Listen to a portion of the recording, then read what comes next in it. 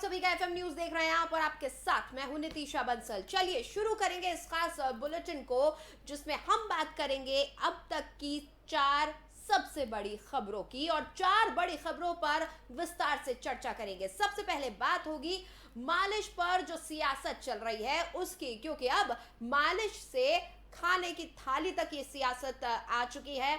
उसके बाद बात होगी पीओके की, जिसको लेकर अब से कुछ ही वक्त पहले रक्षा मंत्री ने कहा था कि सेना जल्द ही पीओके को अपना बना लेगी और अब इस पर सेना की तरफ से भी बयान आ गया है।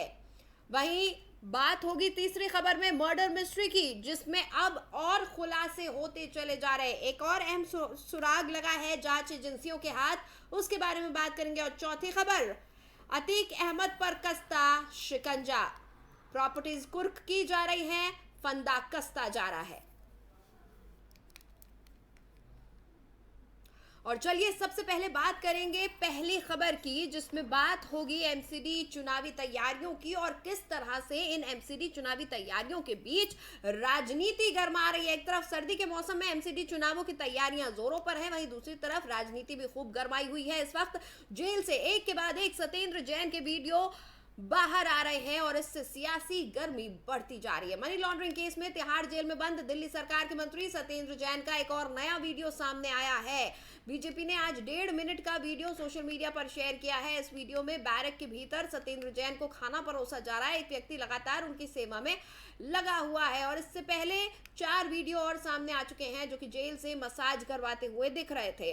आपको बता दें, दरअसल ये जो वीडियो अब सामने आया है वो बीजेपी के ने आम आदमी पार्टी के जो आरोप थे उसके बाद बाहर निकाला है, उसके बाद इसको वायरल किया गया है। तिहाड़ जेल का ये वीडियो निकल कर आ रहा है, सीसीटीवी फुटेज है। इसमें पहले दरअसल आरोप ये लगाए जा रहे थे कि सत्येंद्र जैन को ठीक से खाना नहीं दिया जा रहा है। जैन धर्म के अनुसार जिस तरह का भोजन वो लेते हैं वो नहीं दिया जा रहा है। कुछ खास व्रत का वो पालन करते हैं जिसमें वो दूध से बनी हुई चीज़ों का सेवन नहीं करते हैं, पकी हुई चीज़ों का सेवन नहीं करते हैं। तो ऐसे में उन्हें उनके उस व्रत को धारण करने के अनुसार जो नियम अनुसार भोजन करना होता है वो भोजन नहीं मिल पा रहा है।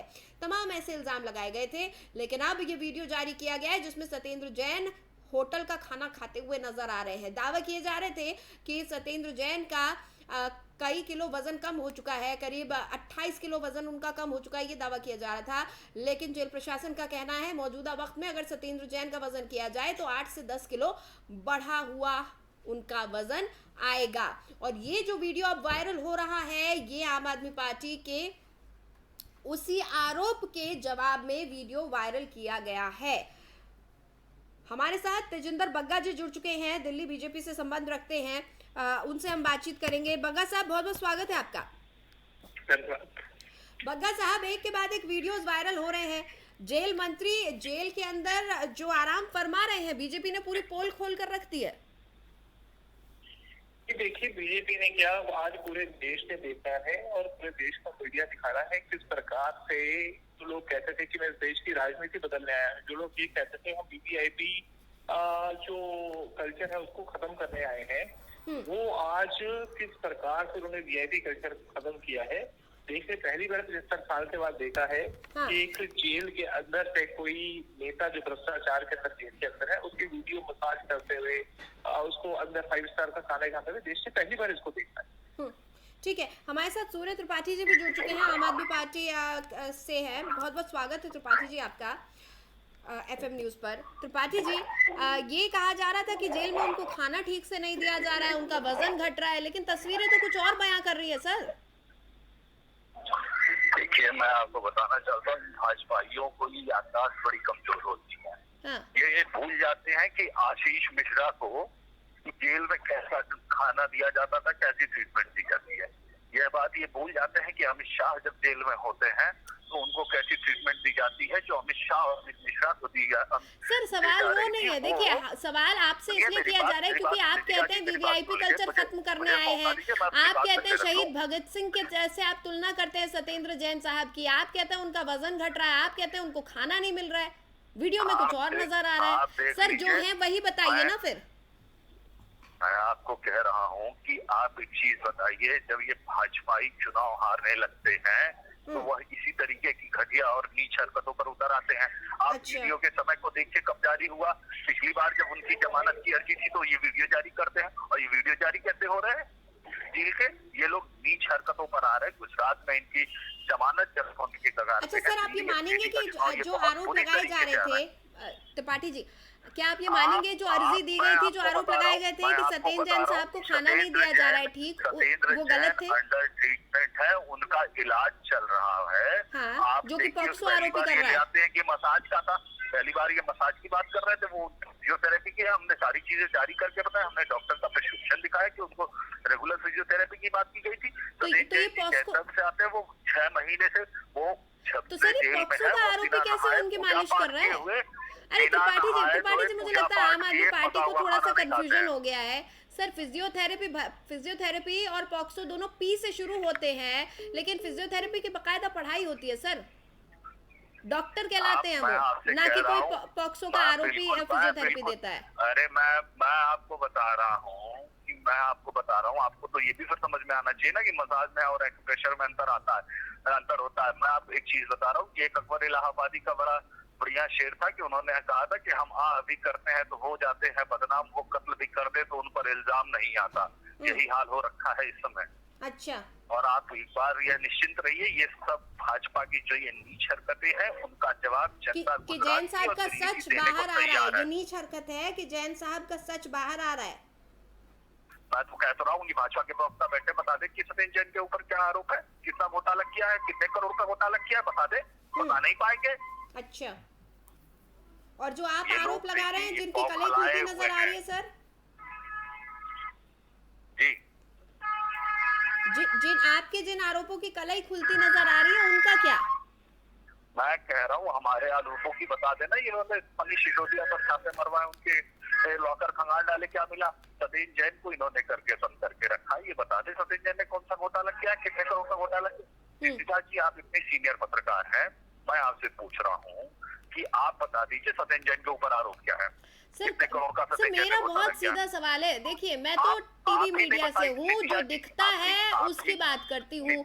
मेरी स्क्रीन पर अभी मुझे नजर आ रहा है जैन साहब कुर्सी पर बैठे हैं, उनके आगे अखबार बिछाया गया है, थाली सजाई गई है, कई सारे सफेद रंग के डब्बे जो अमूमन होटल का खाना होता है वो डब्बे लगाए गए हैं, और प्लेट पर उनके बढ़िया से तमाम खाना परोसा गया है, फल फ्रूट खाते हुए नजर आ रहे हैं। और अर्जी जो कोर्ट में दाखिल की गई थी उसमें कहा गया कि जेल में जैन धर्म के अनुसार खाना नहीं मिलता है। 28 किलो वजन उनका कम हो चुका है। पका हुआ खाना नहीं खाते हैं। हाँ, आप ये चीजें देखिए। मैं एक चीज अच्छा, एक बात बताइए, पका हुआ खाते हैं चाहे नहीं खाते हैं, चाहे उनके जो आप जिस व्रत की बात कर रहे हैं जो जैन धर्म में रखा जाता है, उस व्रत के अलावा अगर हम बात करें तो भी क्या जेल में बंद कैदी होटल का खाना इस तरह से कोई और कैदी होता तो क्या उसको मिल पाता? मैं आपको कह रहा हूँ क्या ये नियम संगत है? क्या ये जेल व्यवस्था के अनुसार है? कह रहा हूँ कि नितिशा जी, उन्हें जो भी दिया जा रहा है वो जेल मैनुअल और कोर्ट के निर्देशानुसार दिया जा रहा है। तो फिर आप ये मत कहिए ना सर कि खाना नहीं मिल रहा है, 28 किलो वजन कम हो गया है, खाना नहीं दे रहे हैं। आज जब कोर्ट में बात चल रही है तो उसी आज ही वीडियो उनका कैसे जारी हो जाता है, लीक हो जाता है? ये इनकी भाजपाइयों की ये साजिश है जिसमें वो बेनकाब होने वाले हैं। सर ये तो समझ में आ रहा है कि जेल में कोई ना कोई बैठा है, जो कि देखिए jail, Tihar jail government of Delhi के अंदर आता है, आम आदमी पार्टी सरकार द्वारा देख रेख होती है, लेकिन इसके बावजूद वीडियो लीक हो रहे हैं, ये हमें समझ में आ रहा है सर। लेकिन इन वीडियो में जो हकीकत नजर आ रही है उस पर भी तो कुछ जवाब दीजिए। कोर्ट में बता नहीं पा रही कि वीडियो कैसे लीक हो रहा है। आप ये तो बताइए, इन वीडियो में जो नजर आ रहा है उसका तो जवाब दे दीजिए सर। हम लीगल कार्रवाई के लिए बढ़ रहे हैं और इस पर हम लीगल कार्रवाई के लिए बढ़ेंगे। हाँ। जो ये बदनाम करने की सत्येंद्र जैन को साजिशें चल रही हैं। अच्छा त्रिपाठी जी जो भी एक्शन लेना होगा वो भी हम लेंगे। ठीक है त्रिपाठी जी, एक लाइन, एक संक्षेप, बहुत ही संक्षिप्त तरीके से मैं आपको बात समझाऊंगी। जिनके घर कांच के होते हैं वो दूसरों के घरों पर पत्थर नहीं मारा करते हैं। इन वीडियोस को देखिए, समझिए कि क्या आ रहा है सबूत बाहर, उसके बाद आगे हम बात करेंगे। बहरहाल बहुत बहुत शुक्रिया जी। मैंने ये वीडियो देखा है और उसी के हिसाब से आपको बता रहा हूँ कि हमने आपको वही अकबर इलाहाबादी का मशहूर शेर सुना रहा हूँ। मेरी याद रखिएगा कि हम अभी हो जाते हैं बदनाम, मुख्यमंत्री करे तो इल्जाम नहीं होता, उन पर इल्जाम नहीं आता कि अमित शाह और इनके केली जी के मंत्री के लड़के को जो ट्रीटमेंट मिलती है उसे वीआईपी ट्रीटमेंट कहते हैं। सर फिलहाल आपका वीआईपी ट्रीटमेंट सामने नजर आ रहा है। उधर गुजरात के चुनाव है, इधर दिल्ली एमसीडी के चुनाव है, त्रिपाठी जी इधर एमसीडी के चुनाव है, उधर गुजरात के चुनाव है। क्या जवाब दीजिएगा जनता को सर, वो सोचिए अभी। मैं तो हम जनता के पीछे जा रहे हैं, जनता में देख लीजिए गुजरात में। बिल्कुल आपको इस वक्त चिंता करनी चाहिए। देखिए ये वीडियोस कैसे भी लीक हो रहे हैं, उससे ज्यादा चिंता आम आदमी पार्टी को ये होनी चाहिए कि इन वीडियोस से जो जनता के सामने सच आ रहा है वो ज्यादा चिंताजनक है। बहरहाल बहुत बहुत शुक्रिया त्रिपाठी जी, बहुत बहुत धन्यवाद सर हमारे साथ जुड़ने के लिए। चुनाव में आम आदमी पार्टी को मौका देने जा रही। चलिए बहुत बहुत धन्यवाद सर।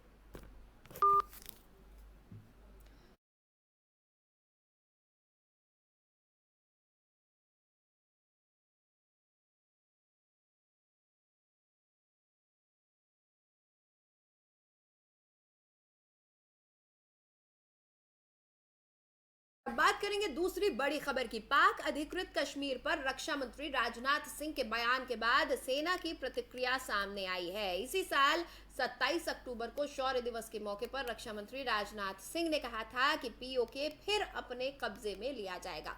इसी को लेकर लेफ्टिनेंट जनरल उपेंद्र द्विवेदी ने अपनी प्रतिक्रिया दी है। उन्होंने साफ तौर पर कहा कि सरकार का जो भी निर्देश रहेगा उसका पालन किया जाएगा। वो कहते हैं कि हम कोई भी कार्रवाई करने के लिए तैयार हैं, जैसा सरकार का निर्देश रहेगा उसी हिसाब से काम किया जाएगा। उपेंद्र द्विवेदी ने पाकिस्तान को चेतावनी में कहा कि सीज फायर का अगर उल्लंघन किया जाएगा तो उसे मुंह तोड़ जवाब दिया जाएगा।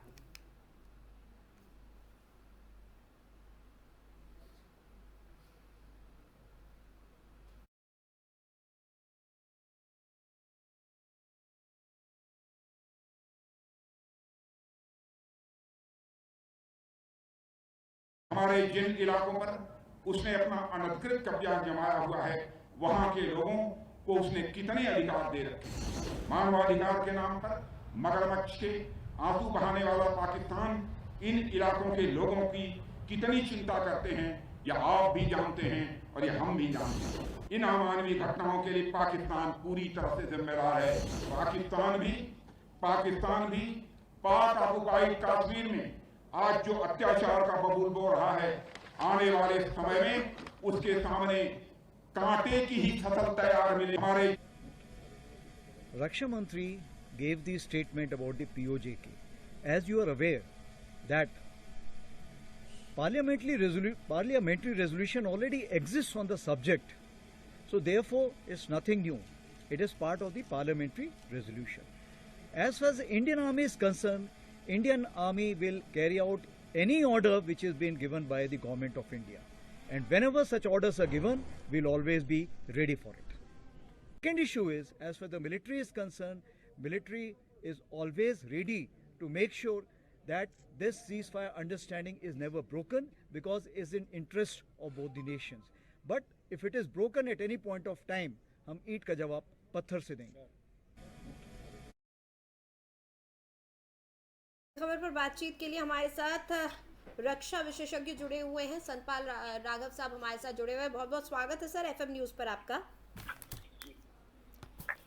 सर जिस तरह से हम देख रहे हैं, देखिए पीओके की बात तो लगातार होती है, संसद में भी कहा जाता है, चुनावी रैलियों में भी कहा जाता है, लेकिन इस बार जिन मंचों से जिन लोगों के द्वारा ये कहा जा रहा है वो ऐसा लग रहा है कि किसी बड़ी घटना की तरफ इशारा कर रहे हैं। पहले शौर्य दिवस के मौके पर रक्षा मंत्री ने कहा कि सेना पीओके को वापस लेकर रहेगी, और उसके बाद अब उपेंद्र द्विवेदी जी कह रहे हैं, जो कि लेफ्टिनेंट जनरल है नॉर्दर्न कमांड के, तो क्या माना जाए, बहुत जल्द किसी बड़ी कार्रवाई की तैयारी है, क्या कहेंगे सर? जी देखिए,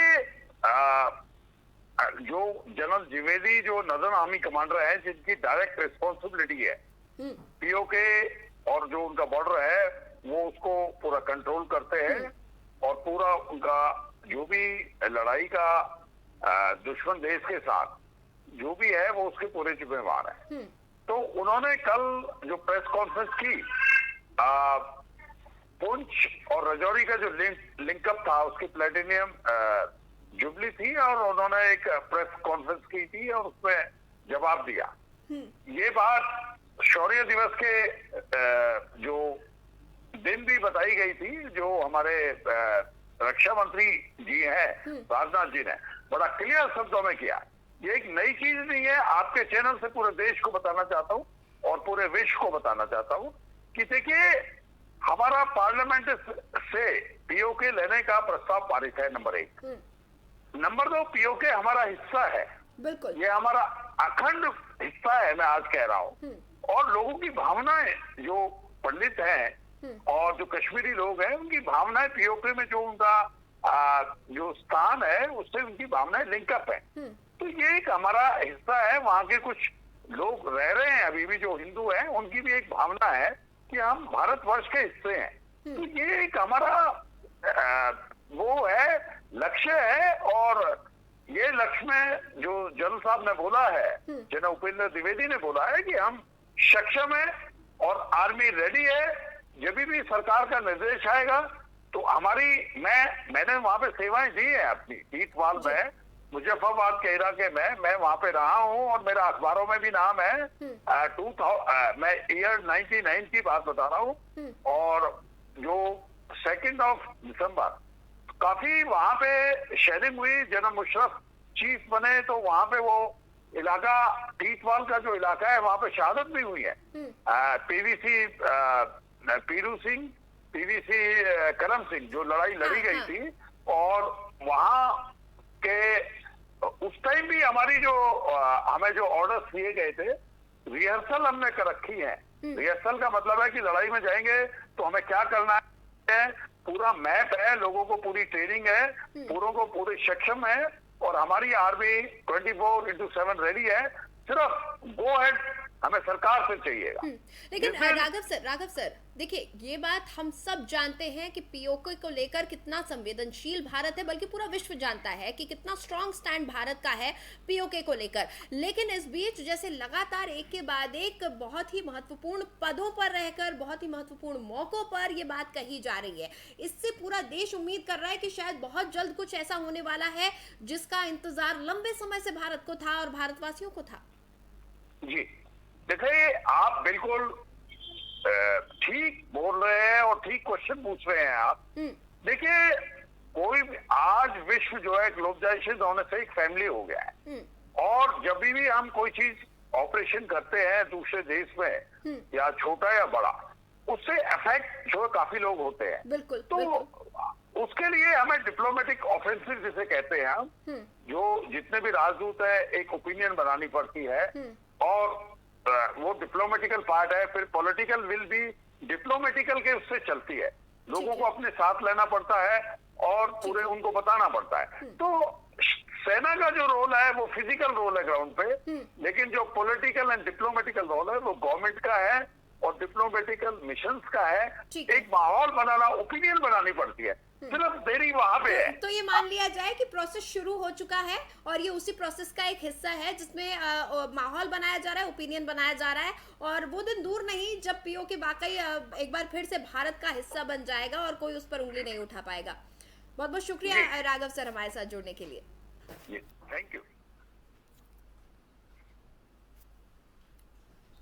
तो शौर्य दिवस के मौके पर रक्षा मंत्री राजनाथ सिंह ने कहा था कि सेना पीओके को वापस लेगी। वहीं लेफ्टिनेंट जनरल उपेंद्र द्विवेदी, जो कि नॉर्दर्न कमांड देखते हैं, उन्होंने कल प्रेस कॉन्फ्रेंस में ये कहा कि हम तैयार हैं, बस सरकार से हाँ मिलने की देरी है। उम्मीद की जा रही है कि बहुत जल्द कुछ बड़ा होने वाला है। इन तमाम बयानों को एक संकेत के तौर पर देखा जा रहा है, लेकिन ये भी सच है कि कोई भी इंटरनेशनल बॉर्डर पर किसी भी ऑपरेशन को अंजाम देना इतना आसान भी नहीं होता है। कई सारी मुश्किलें होती हैं जिसका ख्याल रखना होता है।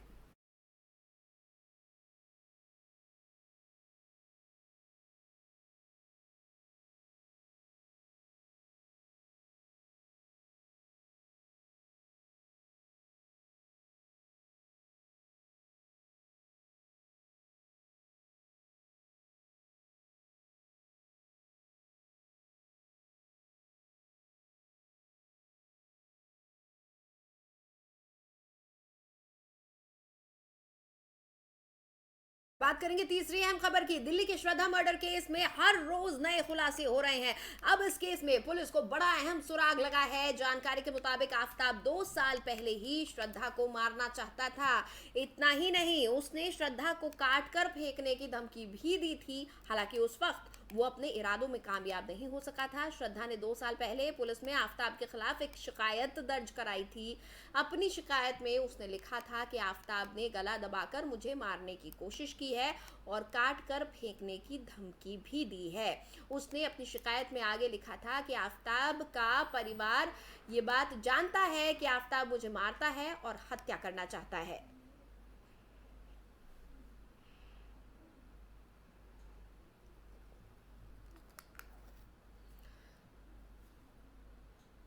तो आपको बता दें कि श्रद्धा मर्डर केस मामले में ये जो चिट्ठी अब मिली है वो एक अहम सुराग माना जा रहा है। साथ ही श्रद्धा ने जिस तरह से पुलिस में पहले ही शिकायत दर्ज कराई थी कि आफताब उसे मारता है, उसकी हत्या करना चाहता है और तमाम तरीके की जो बातें श्रद्धा ने पहले ही कही हुई थी कि उसके टुकड़े कर देना चाहता है। आफताब के परिवार को भी उसके इन इरादों के बारे में जानकारी है। ये तमाम बातें ये बताती हैं कि इस रिश्ते में कुछ भी ठीक नहीं था।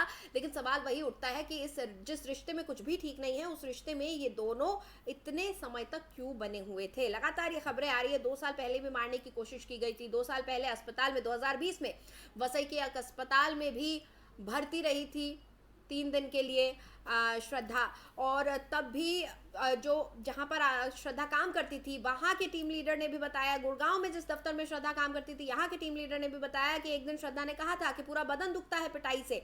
तमाम इस तरह के बयान, श्रद्धा के दोस्तों के बयान, डॉक्टर से हुई बातें, ये सब गवाही दे रहे हैं कि कुछ भी ठीक नहीं था, कुछ ना कुछ बहुत गलत चल रहा था। लेकिन उसके बावजूद ये रिश्ता चलता चला गया और इसका अंजाम बेहद खौफनाक हुआ और एक बेहद संगीन जुर्म को अंजाम दिया गया। और उसको छुपाने के लिए जो तमाम हथकंडे इस्तेमाल किए गए हैं उनका अब एक एक कर खुलासा हो रहा है। आपको बता दें कि आज पॉलीग्राफी टेस्ट चल रहा है आफताब का और इस टेस्ट के बाद कई अहम खुलासे होने की उम्मीद लगाई जा रही है। इसके बाद नार्को टेस्ट भी होना है। प्रक्रिया पूरी शुरू हो चुकी है। बीते 3 दिनों से लगातार उसका मेडिकल करवाया जा रहा है। कल भी उसका चेकअप किया गया था। 15 मिनट तक वो अस्पताल में रहा था। रोहिणी उसको ले जाया गया था। उसके बाद आज उसका पॉलीग्राफी टेस्ट हो रहा है। पॉलीग्राफी टेस्ट में क्या कुछ निकल कर सामने आएगा वो हमें बाद में पता चलेगा। लेकिन उम्मीद की जा रही है कि फॉरेंसिक साइंस के जो तमाम एक्सपर्ट्स हैं वो इस पूरी मिस्ट्री को डिकोड करने में लगे हुए हैं। खास तौर से श्रद्धा के सिर के बारे में अभी पता नहीं चल पा रहा है। जो 4 हथियारों का इस्तेमाल किया गया है, कटर है, मिनी आरी है, हथौड़ा है, ब्लेड है, इन चीज़ों के बारे में सही सुराग नहीं मिल पा रहा है कि ये सब कहाँ थे। ये तो पता चल गया है कि कैसे अपराध को अंजाम दिया गया, लेकिन जो मर्डर वेपन है, खून से सने हुए कपड़े हैं, श्रद्धा का सिर है, ये कई अहम सुराग हैं जो अब तक मिसिंग हैं, जिनके बारे में आफताब मिसलीड करने की कोशिश कर रहा है। इन तमाम सवालों के जवाब अब भी जांच एजेंसियां तलाश रही है। लेकिन इस बीच एक बड़ा सुराग ये चिट्ठी को माना जा रहा है जिसमें श्रद्धा ने बताया है कि आफताब उसकी हत्या कर देना चाहता है और उसके टुकड़े टुकड़े कर देने की बात करता है। यानी खतरे की घंटी बहुत पहले बज चुकी थी, ये संकेत मिल चुके थे, लेकिन उसके बावजूद अपराध की ये जो दस्तक थी इसको श्रद्धा ने नहीं पहचाना। ना श्रद्धा के आसपास के लोग इसे जान पाए और आखिरकार श्रद्धा का अंजाम बेहद खौफनाक हुआ।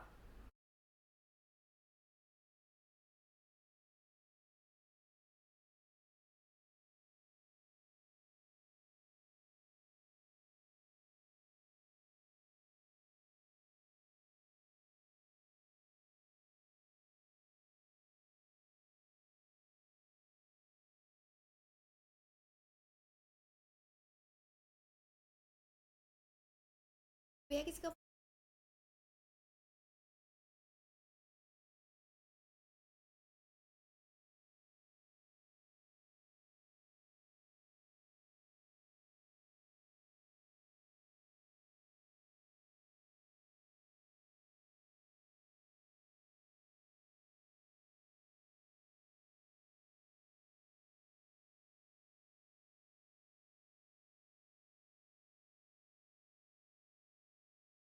पर ज्यादा जानकारी के साथ मेरे सहयोगी अजीत मेरे साथ जुड़े हुए हैं, उनसे हम बातचीत करेंगे।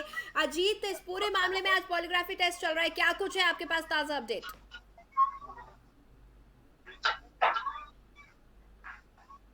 अजीत, मेरी आवाज आ रही है आप तक?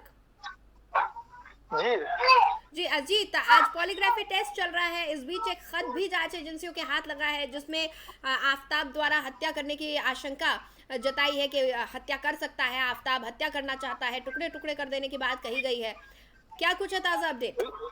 बिल्कुल बताना चाहूंगा। इसमें एक अभी हाल ही में एक नई चिट्ठी हाथ में लगी है जो नवंबर 2020 में लिखा गया था, जिसमें जो श्रद्धा वॉकर है उसने पहले ही आशंका जताई थी कि जो आरोपी जो आफताब है वो उसको मारने की कोशिश कर रहा है। हालांकि ये कहा जा सकता है कि अगर उस समय महाराष्ट्र पुलिस समय पर काम करती तो शायद आज जो है ये नहीं होता और आज श्रद्धा वॉकर जिंदा होती। लेकिन जिस तरीके से इस पूरे मामले में महाराष्ट्र पुलिस की जो लापरवाही है, कहीं ना कहीं उसी का खामियाजा है कि आज आफताब ने वास्तव में जो आरोप श्रद्धा है उसके टुकड़े टुकड़े करके उसकी हत्या कर दी। जी चलिए, बहुत बहुत शुक्रिया इस बातचीत के लिए अजीत।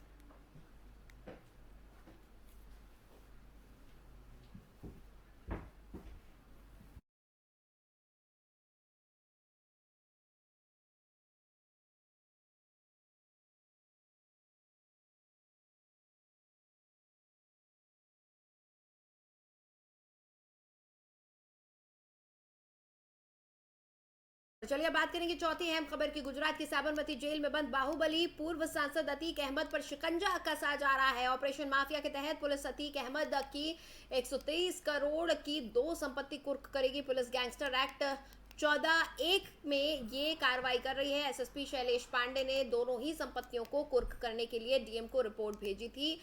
इस पर डीएम ने मंगलवार को कुर्की का आदेश जारी कर दिया था। पुलिस अभी अपराधी द्वारा अर्जित अन्य संपत्तियों की जांच पड़ताल कर रही है। हवेलिया झूसी में अतीक अहमद ने अपने पिता हाजी फिरोज और चाचा उस्मान अहमद और अफरोज अहमद के नाम से ये प्रॉपर्टी खरीदी थी। इस प्रॉपर्टी की अनुमानित कीमत 123 करोड़ रुपए है। पहली संपत्ति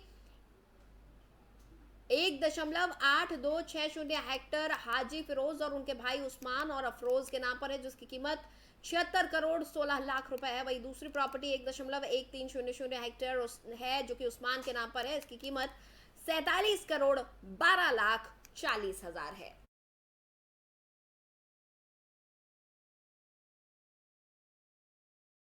और फिलहाल इस बुलेटिन में इतना ही। खबरों के लिए आप बने रहिए एफएम न्यूज के साथ। मुझे दें इजाजत।